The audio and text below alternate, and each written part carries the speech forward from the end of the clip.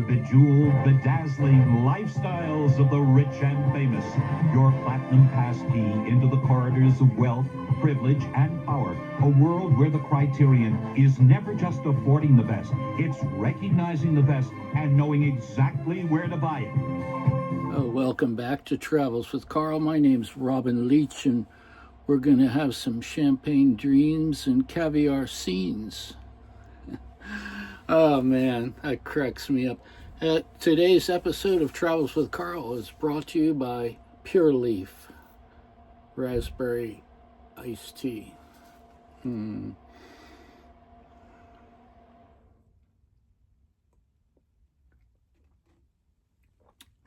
Delicious. All right, man, let's go. If you're new to the channel and you're not familiar with Travels with Carl, you might be wondering, what is Travels with Carl and why did it start off with it? The trailer for Robin Leach's Lifestyle, the Rich and Famous. Very good questions. Travels with Carl. My name is Rich Van Gogh. I'm a lifelong artist, and Carl is my motorhome. This is Carl, where we're filming today. Carl, Travels with Carl is not just about me and Carl and fine art or travel, although it is about all of those things. It's also about my life as an artist and what I did to survive the grueling pace of trying to become a major league Super Bowl level fine artist. Okay, it's not for the faint of heart. I've worked over 52 different jobs. Just went back a few years ago to get my master's degree in printmaking and bookmaking. So I wrote a few books. Amendment 21-A is an actual book on Amazon that I wrote before graduate school. Please go check that out. That's about ending the war on drugs. Amendment 21-A. Okay, it's right there. You go to the book section, put it in there. It's $20. You're going to love it. And while I'm plugging my book, I'm also going to plug my channel or my website, www.vangogh, V-A-N-G-O-G-H, don't misspell it, .inc, like incorporated, only it's not I-N-C. Now, that'd be too easy. It's I-N-K, like ink, like a printmaker. VanGogh.inc. Check it out. You can go right on there today, buy some art, and support your brother. So back to what Travels with Carl is. It's about all of those things. And the book connection is that every episode, I'm simultaneously writing a book, 52, and I'm going to print that and publish it. It's going to get printed on, mainstream presses. I'm not going to print this. I will have the original book, which will feature 52 paintings, 52 short stories, which won't just be transcripts of today's episode, for example. This is episode 21. It'll be about, it'll be a separate written story, short story, written later, a little bit more fine-tuned and trying to hit a little higher mark on the written word, because this is all what you see on all of these episodes is straight off the noodle. Okay, there's no script for this. I'm just freewheeling. It's a one-shot pony. Okay, I shoot it, I put the trailer on, I put the ending on, whatever that's called, and yeah, the leader and the header and the credits, I don't even know. But I slap it together, post it on YouTube. So every week, every Saturday, it comes a new issue. And, but it's going to, this is the best part. This is going to coincide with the book because every week I have a new painting. Okay, that's the back of it. There you go. Oh, I'm not going to show it yet. Every week I have a new painting of the job, which coincides with it. There's 52 jobs, like I said, and it's not all of them. There's more than 52. So I'm going to do a limited edition of those paintings in signed and numbered prints. I'm going to either do 20 or 25, and it'll be a little bit larger than that painting I just held up. It'll be about like 10 by 12, something like that, 10 by 13. I'm working with a printer in Seattle, so it's going to depend on them because I want these to be offset litho. And I want them to be, excuse me, extra high quality. Have a nice border area where I can sign and number them at the bottom. Now, these all will get uploaded to the website, and they're going to be $100 a piece for the limited edition prints. The original paintings are going to be for $500 a piece once I get the book completely printed. Okay, so I'm going to need to photograph off the original painting to get the highest DPI that I can get. So that's the plan, okay? And what I love about it is I think it's really unique, and I think it has a really good chance of getting a following, is I haven't seen anything like this. First off, you don't get to meet a lot of original artists that went to 3 of the best art schools in the United States and got a bachelor's degree in film and video and a master's degree in printmaking and talk about their life story. YouTube is, been around for a while, and I've certainly looked at a lot of them, and in fact this is a good moment for me to do my shout outs. I got 3 websites or 3 YouTube people that I need to say hi to. First off is Joseph and Andre with Farmer for Fun. If you've been following along, you know I just bought a cherry farm. It's going to be a cherry farm. Right now it's just a farm in Portugal from Joseph and Andre, and their YouTube channel is called Farmer for Fun. And they're both farmers, and they both have fun, and they shoot a YouTube every Saturday, weather permitting, because they do drone footage as well. So if they skip a week, it's because they couldn't get a drone up in the air, okay? Don't be angry with anybody here. And then the website is the same thing, farmerforfun.com. And the good thing about the website is you can see if the property's sold or not, and you can get more, compare your different properties. If you want something with a river, you want something with a fishing pond on it. The other one is Travels with Kristen. Her YouTube channel inspired the name for Travels with Carl. Okay, and I love her. I love her YouTube channel. And she's been, I think, in 60 different countries. She's a relocation expert, and check her out. And of course, the Daily Beast. I'm a Bee Beast member, and I'm on a Bee Beast donation level, which sounds impressive, like I'm sponsoring the show, which I guess you could say that. They have 500,000 subscribers, and the little piddly bit of money that I donate to the channel is nothing, even on my budget, but it gets me either Joanna Coles or Michael Wolf actually reads off Travels with Carl at the end of every episode. That's worth a fortune, right? I mean, eventually this channel is going to take off, okay? So sometimes I just jump right into it, and I don't do justice to explaining what Travels with Carl is. And today I took a little bit longer than I normally do. I'm charging up my battery. Carl hasn't been running in a little while because he's got a dead battery, and we just welcome to winter. Merry Christmas, Happy Hanukkah to everybody. We're past the first day of winter, 83 days until spring now. Who's counting? And eventually if you're out there and you're a YouTube person and you're good at uploading stuff and figuring out how to make YouTube channels go viral and edit the sound and turn this thing into a gem and to blow it up, please reach out to me. I need some help.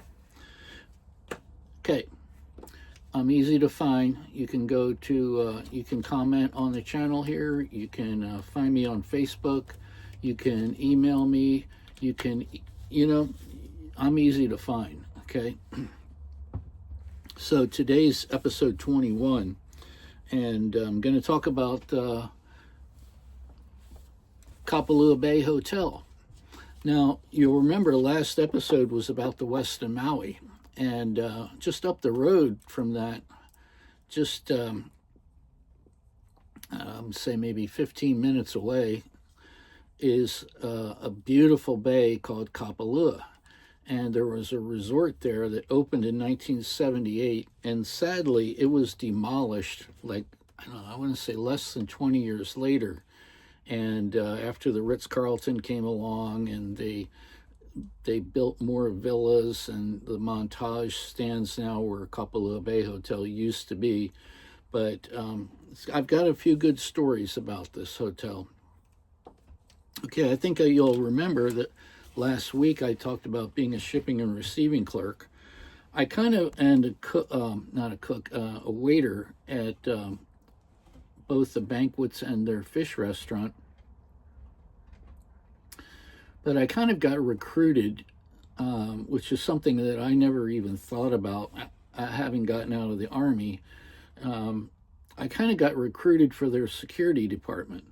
Okay, I had, I don't even know if I mentioned this, but I was with the 219th Military Intelligence Unit, and I ended up with a secret clearance, and so I kind of got recruited to do hotel security, which I knew absolutely nothing about. I'll be totally honest with you. I didn't even know what hotel security did or why they even had to have hotel security, especially on, this area with like zero crime.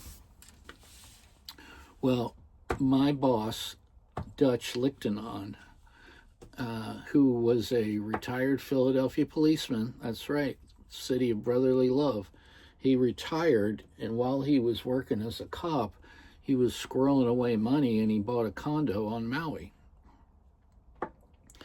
Well, Kapalua Bay Hotel was at one point, when I first started working there, now again, this is the 1989 is the year, it had only been open for 11 years or so.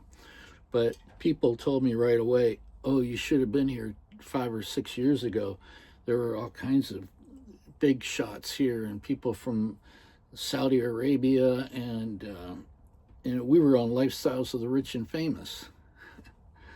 I said, wow, really? Well, it's pretty cool right now. And they're like, oh, this is nothing. You should have seen it before.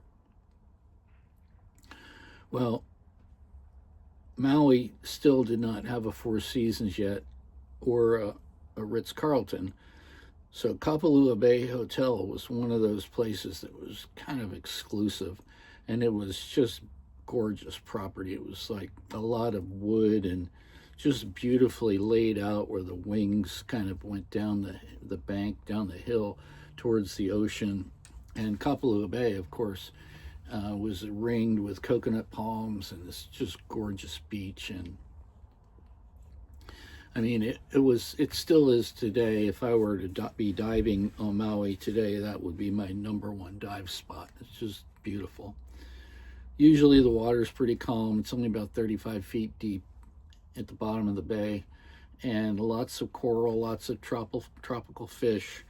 And but I was like, well, I wanted to learn about what hotel security was, and why this confidentiality, all these things exist. Like, what's the purpose of that? Why can't you give out somebody's room number? Why can't you mail people's lost and found back to them? Okay, I was pretty naive. I mean, I wasn't naive about life. I've been around the block a few times, but I was really stupid and naive about hotel security. So this was Hotel Security 101 for me. I learned all about guest confidentiality, making keys for people's rooms, security, the safes, dignitary protection, why some people stay in hotels. Everybody thinks, oh, there's certain things that every human being has in common, right? We all have to eat. Well, that's kind of different because we all eat different things. But, at the end of the day, one thing that we all have in common that is identical is we all have to sleep. And you could be sleeping on the street, if you're really unlucky, or you could be sleeping on a yacht, if you're really lucky, or on an airplane, if you have your own private jet, or you could be sleeping at the Kapalua Bay Hotel. And if you are sleeping at the Kapalua Bay Hotel and you're like somebody like Harrison Ford, okay, you don't want everybody knowing what room you're in, because they'll just be dogging you. They'll be like, yo, Harrison, yo, I'm a big fan, yo, can I get an autograph, bro? So that's one thing where confidentiality comes in. Some people are on the run. Some people have a really bad relationship, or they're really, maybe they have death threats on them. I didn't realize until later on, and I'm not going to give up my next job away, but I didn't realize until some time went on how many celebrities have death threats. That's when I learned that you don't really want to be famous. You want to be successful. And I carry that thought with me, because for many years I wanted to be famous, and I wasn't shy about it. Okay, I wanted to be Warhol of the 21st century. I wanted everybody to know my name. In fact, that's one reason I changed my name to Van Gogh. I wanted celebrity level NFL, Super Bowl, World Series level of fine art. Okay, if you don't know much about fine art, that's cool. Just stay dialed in, because I'll go toe to toe with anybody that wants to, talk art. My whole life has been around art. And that's what Travels with Carl is all about. These jobs that I worked that range from my first one, episode 1, T&R Deli, all the way up to 52, and I'm not going to give that one away yet. In fact, these all must remain secret. I'm going to release them one episode at a time, okay? So while I was at this hotel, I had some really cool stuff happen.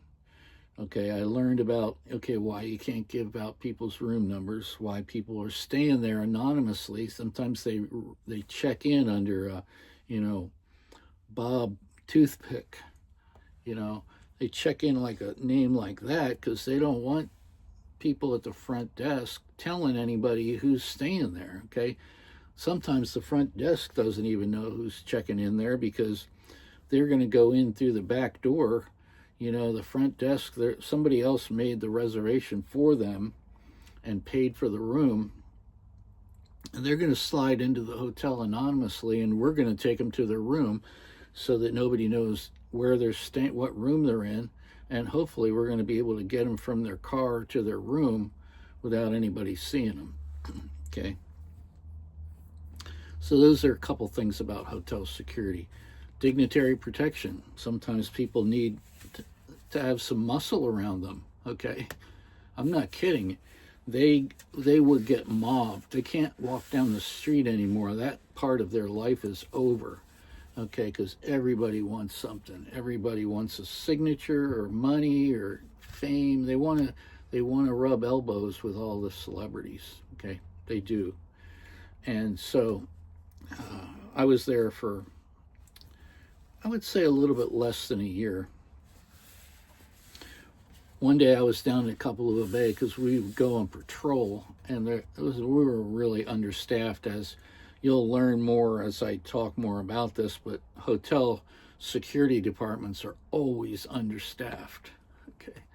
Because even the general managers and the people that handling the money and handling the budget, they think that you need more of anything before they think that you need more security.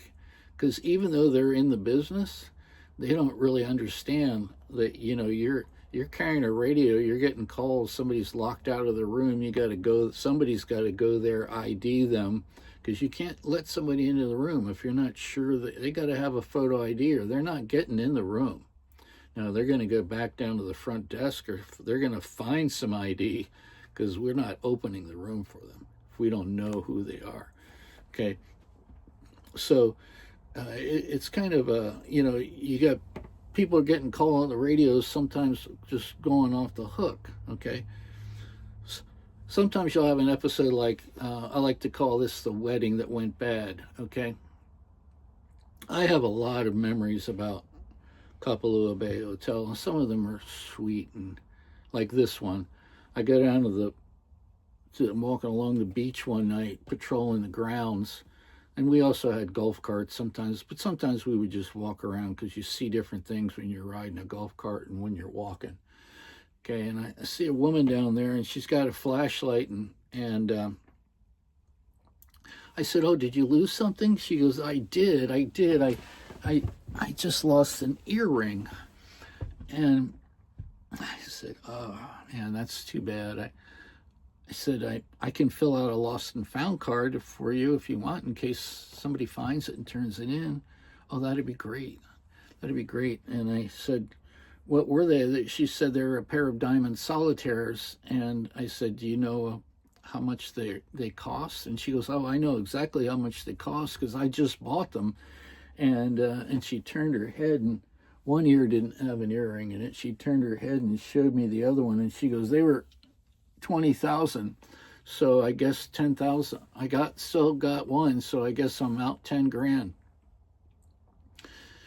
I said, "Oh my God, you were snorkeling?" Because she still had her mask and her snorkel and everything. And I said, "You were snorkeling with them on?" And she goes, "Yeah, I had it on when I got out of the water. That's why I'm looking to see if I'll see something shiny on the sand." And that's a little tiny introduction to the kinds of money that we were talking about. And I'm pretty sure that the guy, when they said that there were people from Saudi Arabia that were staying there a few years ago, I'm pretty sure that it was Jamal Khashoggi's uncle, Adnan Khashoggi, who was at the time the wealthiest man in the world. Get this, 1987. You know what his net worth was? Or his, how many billions he was worth? You won't believe this. He was like supposedly maybe the richest man in the world. $10 billion. That's nothing. That's nothing, right? Compared to today. And that was only 1987. Wow. I'm sorry. Yeah, that was 1987. When I worked there, it was 1989. But I'm trying to go down the rabbit hole and seeing if I'm trying to find episodes of Lifestyles of the Rich and Famous, because I want to see the footage of the hotel. I never even looked for it until today. Most of my stuff, I told you, I lost in a fire. But look at this. Look at what I got here. This is the guest book. Look, hotel property. Not anymore. Look at that. There's a humpback whale doing its thing in front of the West Maui Mountains. This was the guest book. And the only things at Kapalua Bay Hotel and Villas, the villas were 3 sets of condominiums that were built one set at a time. And one of them, they did like an auction, not an auction, what do you call that? A lottery. 600 people showed up to try to buy them.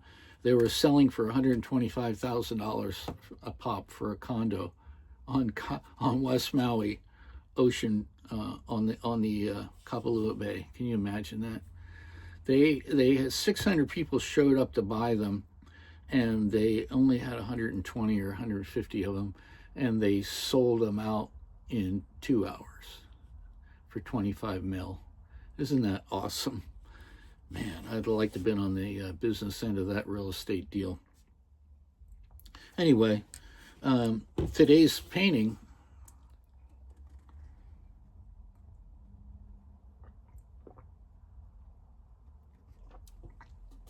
you guys know I'm a swimmer. One of the things I loved about this hotel, besides its location, because you know what they say, location, location, location. Kapalua, the land was owned by Maui Land and Pine.